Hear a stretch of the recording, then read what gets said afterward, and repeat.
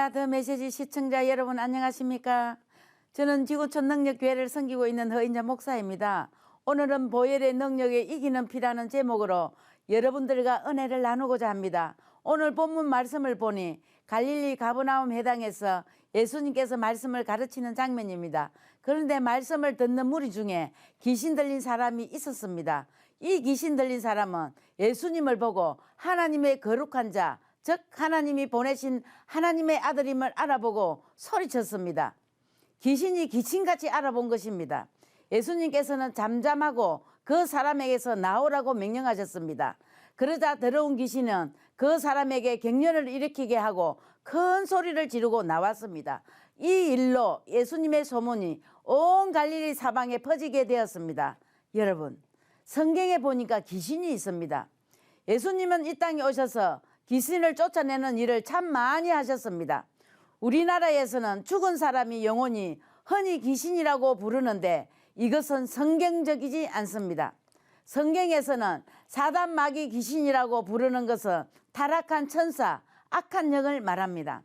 성경에서는 귀신 이야기가 115번, 사단 이야기가 55번, 마귀 이야기가 37번이 기록되어 있습니다. 그렇다면 성경 말씀 속에서 귀신이 어떤 일을 하는지 몇 가지 사례를 살펴보겠습니다. 첫 번째로 귀신은 번뇌하게 합니다.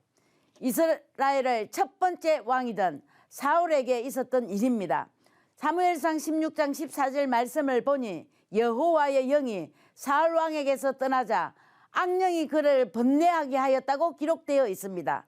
귀신, 즉 악령이 들어오면 이것저것 잡생각이 들게 합니다. 실제로는 아무 일도 생기지 않는데 생각으로만 사람들을 고통스럽게 하는 것입니다.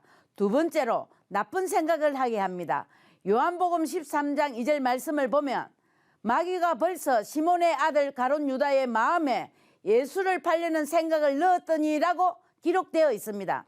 3년 동안이나 예수님의 말씀을 직접 듣고 동거동락하였고 돈깨를 담당할 정도로 예수님의 신임을 받았던 가룟 유다였습니다. 그러나 마귀가 이 가룟 유다에게 예수를 팔려는 생각을 넣었습니다. 사단 마귀가 생각을 타고 들어오는 것을 알 수 있습니다. 세 번째로 귀신은 거짓말을 하게 합니다. 열왕기상 22장 22절 말씀에 보면 거짓말하는 악한 영이 있습니다. 여호와께서 그에게 이르시되 어떻게 하겠느냐 이르되 내가 나가서 거짓말하는 영이 되어 그의 모든 선지자들의 입에 있겠나이다 라고 기록되어 있습니다. 특별히 이 말씀은 구약의 선지자, 오늘날 교회의 지도자에게 하는 말씀입니다. 하나님이 주신 말씀이 아닌데도 자신들의 이익을 위하여 하나님의 말씀을 비틀어 전하는 것입니다. 네 번째로는 질병을 주는 귀신이 있습니다. 모든 병이 귀신이 주는 것은 아니지만 귀신은 주는 질병이 있습니다. 사도행전 10장 38절 말씀에 보면 예수님께서 마귀에게 눌린 모든 사람들을 고치셨다라고 기록되어 있습니다. 귀신, 마귀에게 눌렸던 사람들이 이유 없이 병이 듭니다. 병원에 가도 진단이 나오지 않습니다. 예수님은 병을 치료하시면서 귀신을 내어 쫓았습니다. 교회는 영육 간의 병을 고치고 귀신을 쫓아내는 종합병원이 되어야 하는 것입니다. 여호와의 라파, 치유의 하나님을 찬양합니다. 다섯 번째는 말씀을 믿지 못하게 하는 미혹의 영이 있습니다.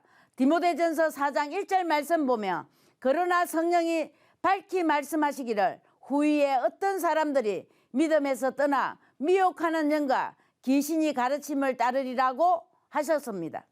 하나님의 말씀은 아무리 자세히 설명해 주어도 도무지 믿지 못하는 사람들이 있습니다. 요한계시록 12장 11절 말씀해 보니 또 우리의 형제들이 어린 양의 피와 자기들이 정언하는 말씀으로써 그들을 이겼으니라고 기록되어 있습니다. 예수님께서는 이 땅에 오셔서 흘려주셨던 그 보배로운 피, 우리는 그 피를 보혈이라고 부릅니다. 예수님의 피가 사단 마귀를 이겨놓았다고 말씀하고 있는 것입니다. 예수님의 피에는 사단 마귀를 이기는 능력이 있습니다. 예수님께서 흘려주신 그 피를 적용해야 하는 것입니다. 고린도전서 3장 16절 말씀 보면 우리 안에 하나님의 성령이 거하신다고 하십니다. 왕이신 하나님이 거하시는 곳이기 때문에 우리의 몸은 왕궁인 것입니다. 왕과 함께 같이 식사도 하며 말씀을 나누고 교제하며 왕이신 하나님이 주시는 축복으로 우리가 살아가야 하는 것입니다. 그런데 우리 몸 안에 귀신이 들어와 있으면 어떻게 되는 것입니까? 귀신이 사는 집은 우리는 훈가라고 부릅니다.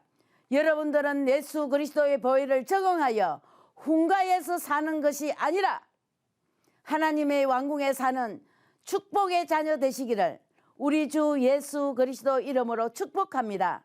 지금까지 더 메시지 허인자 목사였습니다.